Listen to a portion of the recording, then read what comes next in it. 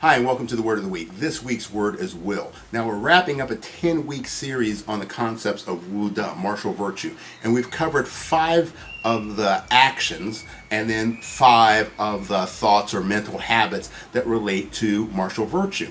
And will is probably the greatest one to wind up on. You see, we can think about will as the probability of something happening. Will it happen? Won't it happen? But then what we want to do is we want to think about it as it relates to our mindset. So will is mental powers manifested as wishing, choosing, desiring, or intending. It also means a disposition to act according to principles or ends, and the power of control over one's actions or emotions. And I think that's probably the most critical. So in the training of martial arts, it is our will.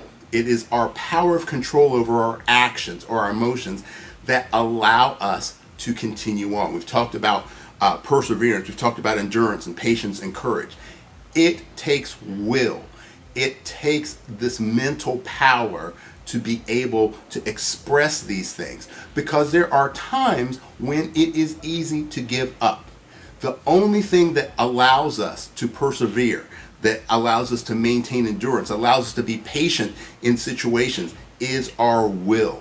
That is that control that we have, the mental control that we have.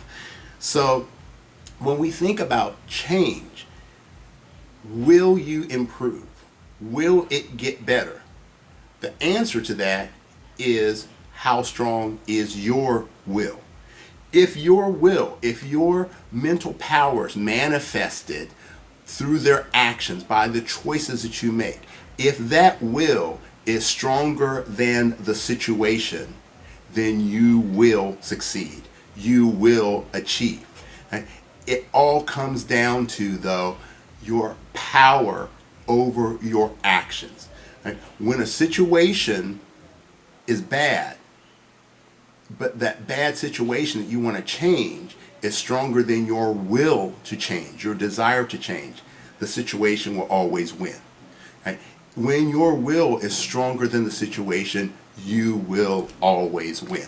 Right? So I want you to think about that. When you look at your life, when you look at those areas where maybe you're not getting the results that you want to get, whether it's in physical training, whether it's in your mental development, your spiritual development, your relationships, whatever it is, question your will. Do you have the desire? Do you have the power of control over your actions and your emotions that are necessary for you to make a change? If the answer is no, then there's your answer. If the answer is yes, then it's going to take the patience and the endurance and the perseverance to get through that period. But your will must drive it. Okay? So I hope that you enjoyed this series, and I hope that you have found some ways that these actions can be applied in your day-to-day interactions with people, and most importantly, with the way that you think and approach each situation in your life. Okay, hope you enjoyed this. Hope to see you next week.